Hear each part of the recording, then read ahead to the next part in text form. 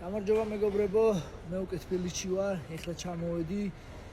როგორც იცით, 11 ივლისს რაფი ჭიდაობა ტარდება საქართველოში, დიდი ღონისძიებაა, დიდი მოვლენაა ჩვენი ქართული სპორტისთვის. როგორც იცით, 8 ოლიმპიური სპორტსმენი იღებს მონაწილეობას აქ, ჩვენი ქართველი მოჭიდავეები. სახელგვარს არ ჩამოვთით, ვინც ნამდვილი გულშემატკივრები ხართ, რა თქმა უნდა, იცით, დიდი მოვლენაა ეს ყველაფერი. მეც ჰენის ფეხბურთელს დავუპირისპირდები ჭიდაობაში, იმედია თავის სახეობაში ჭიდაობაშიც მოვგებ.